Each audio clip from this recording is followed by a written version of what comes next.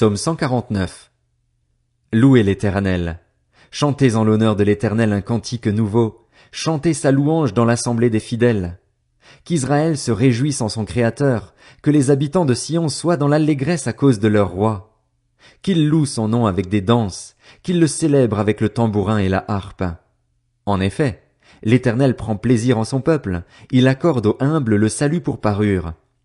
Que les fidèles exultent dans la gloire, qu'ils poussent des cris de joie sur leur lit. Que les louanges de Dieu soient dans leur bouche, et l'épée à deux tranchants dans leurs mains.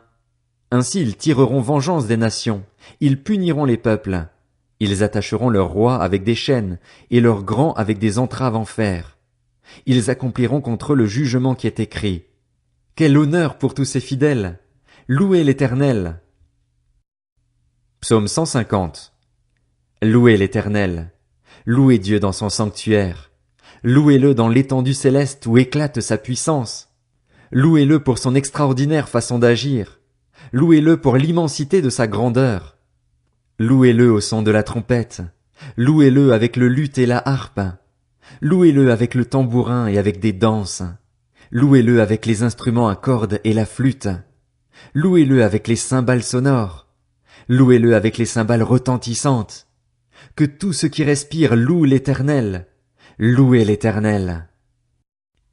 Proverbe 1. Proverbe de Salomon, fils de David, roi d'Israël, pour connaître la sagesse et l'instruction, pour comprendre les paroles de l'intelligence, pour recevoir des leçons de bon sens, de justice, d'équité et de droiture, pour donner du discernement à ceux qui manquent d'expérience, de la connaissance et de la réflexion aux jeunes. Que le sage écoute, et il augmentera son savoir. Celui qui est intelligent gagnera en habileté pour comprendre les proverbes et les paraboles, les paroles des sages et leurs énigmes. La connaissance commence par la crainte de l'Éternel. Il faut être fou pour mépriser la sagesse et l'instruction. Mon fils, écoute l'instruction de ton père et ne rejette pas l'enseignement de ta mère. En effet, ce sera une couronne de grâce pour ta tête et un collier pour ton cou. Mon fils, si des pécheurs veulent t'entraîner, ne cède pas. Peut-être te diront-ils, viens avec nous. Dressons des embuscades pour verser du sang, tendons sans raison un piège aux innocents. Engloutissons les vivants comme le séjour des morts. Oui, engloutissons-les tout entiers comme ceux qui descendent dans la tombe. Nous trouverons toutes sortes de biens précieux et nous remplirons nos maisons de butin. Tu auras ta part avec nous, il n'y aura qu'une bourse pour nous tous. Mon fils, ne te mets pas en chemin avec eux, écarte ton pied de leur sentier. En effet, leurs pieds courent au mal et ils sont pressés de verser le sang. Or, il ne sert à rien de poser un piège sous les yeux de tous ceux qui peuvent voler.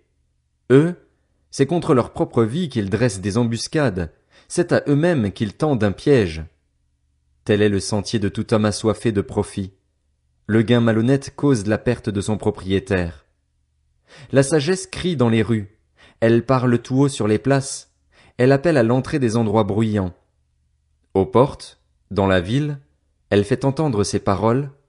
Jusqu'à quand, vous qui manquez d'expérience, aimerez-vous la naïveté?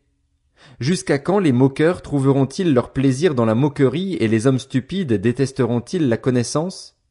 Revenez pour écouter mes reproches.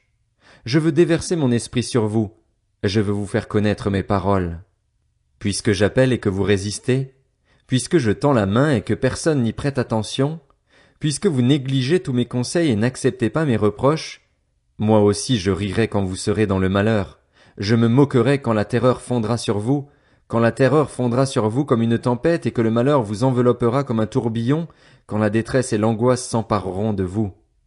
Alors ils m'appelleront et je ne répondrai pas. Ils me chercheront et ils ne me trouveront pas. Parce qu'ils ont détesté la connaissance et n'ont pas choisi la crainte de l'Éternel, parce qu'ils n'ont pas accepté mes conseils et ont méprisé tous mes reproches, ils se nourriront du fruit de leur conduite et ils se rassasieront de leurs propres conseils. En effet, l'égarement de ceux qui manquent d'expérience les tue et l'insouciance des hommes stupides provoque leur perte. En revanche, celui qui m'écoute habitera en sécurité. Il vivra tranquille et n'aura à redouter aucun mal.